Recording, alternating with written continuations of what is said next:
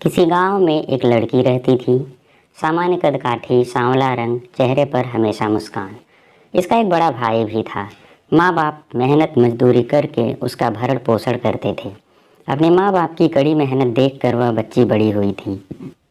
माँ बाप ने अथक परिश्रम कर अपने बेटे और बेटी को थोड़ी बहुत शिक्षा दिया। बड़े होने पर लड़का नौकरी की तलाश में शहर चला गया।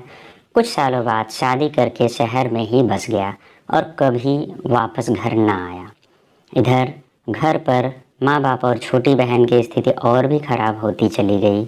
माँ बाप अब बूढ़े हो चले थे, परंतु उनके ऊपर उनकी बेटी की शादी की जिम्मेदारी थी। जैसे तैसे कर वे अपना जीवन बिता रहे थे। लड़की भी अब सयानी हो गई थी। उसने जीवन के हसीन सपने देखने शुरू कर दिए और कभी कभी उन्हीं सपनों में खो जाती। यही वो पल होते थे जब वह खुद को थोड़ा खुश रख पाती, परंतु अगले ही पल में अपने माँ बाप की बुरी स्थिति को देखकर वह सिहर जाती।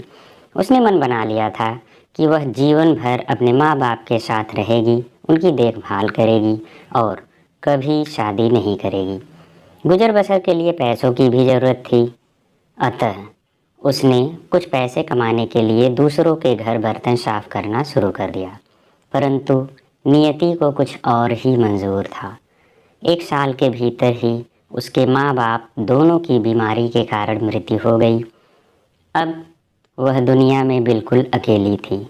उस पर विपत्तियों का पहाड़ टूट पड़ा। समय बीतता रहा। एक दिन सुबह काफ़ी देर तक उसके घर का दरवाज़ा नहीं खुला। आसपास के लोगों ने खिड़की से अंदर देखा और स्तब्ध रह गए। जीवन संघर्ष समाप्त हो चुका था। लड़की जमीन पर औंधे मुँह पड़ी थी। पास में बिखरे बर्तन, बुझा हुआ चूल्हा और उजड़ी हुई झोपड़ी सब बयां कर रहे थे, पर लोग कुछ और ही कह रहे थे।